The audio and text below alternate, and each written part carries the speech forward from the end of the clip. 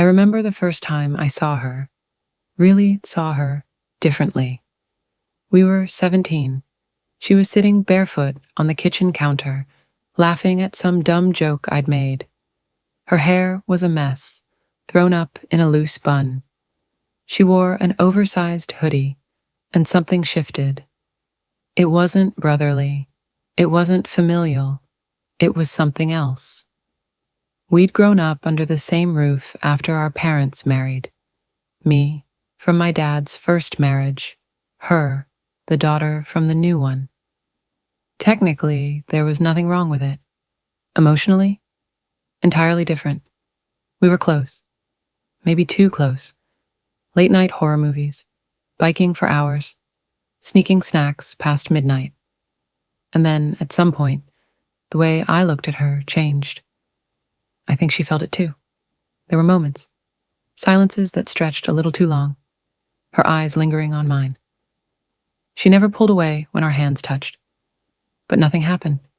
We buried it. Then came college. She left. I stayed. We drifted. I dated. So did she.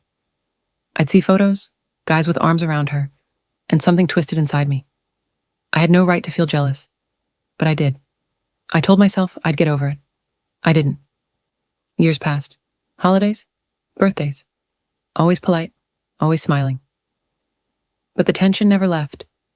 It was like standing on the edge of a cliff, wondering what would happen if you jumped. Then I got engaged. She said she was happy for me, smiled, hugged me. But something cracked in her eyes.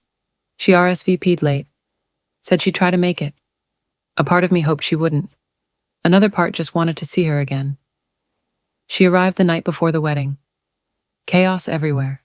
Friends, family, then her. Same eyes, same quiet presence. Just a soft, hey. And I was 17 again.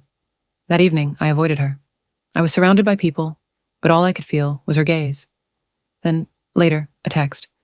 I need to talk to you. Alone. No emojis. No explanation. My heart raced. I replied, come up. A few minutes later, soft footsteps. A knock. She stepped inside. The house buzzed with noise, but this moment was silent. Charged. We didn't touch.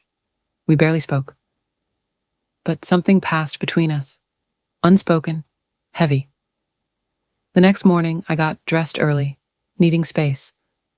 I was alone, adjusting my shirt in the back room, when the door opened. She walked in, holding a tray of tea. Froze when she saw me half-dressed. She didn't look away. I didn't cover up. She set the tray down, eyes never leaving mine. No words, no contact, but it felt more intimate than anything I'd ever known. Later, during final prep, my fiancé looked at me and said, "You look tired." I kissed her forehead, smiled. Just nerves. She believed me. I almost believed me.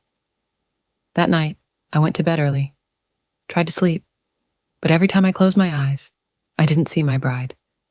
I saw her. Just past midnight, I heard the knock. I didn't ask who it was. I already knew. She walked in without a word, sat at the edge of the bed like we were resuming a conversation paused years ago. I stayed standing. Finally, she said, "You're really getting married?" "Yeah," I said. She looked at her hands, twisting them like she always did when she was nervous.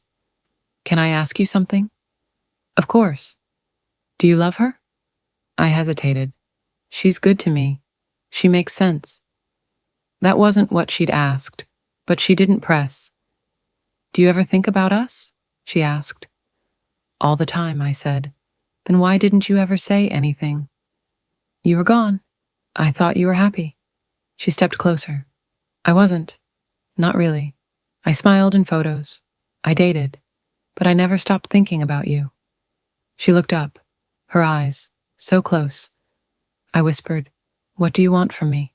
"Nothing," she said. "Just the truth." I didn't plan it. I didn't think. I just leaned in. Our lips met. Soft, hesitant, then deeper. It wasn't lust. It was everything we never said, finally spoken. She pulled away first. We can't do this. I know, I said. But I didn't let go of her hand. She leaned into me, head resting on my shoulder. We didn't kiss again. We didn't need to. We just stayed there, quiet, until morning. When the light came in, we both knew the moment had passed. She stood, fixed her hair. I'm sorry, she said. Don't be. At the door, she paused. I just needed to know if you felt it too. I didn't answer. I didn't have to. She left, and I was alone again. But nothing was the same.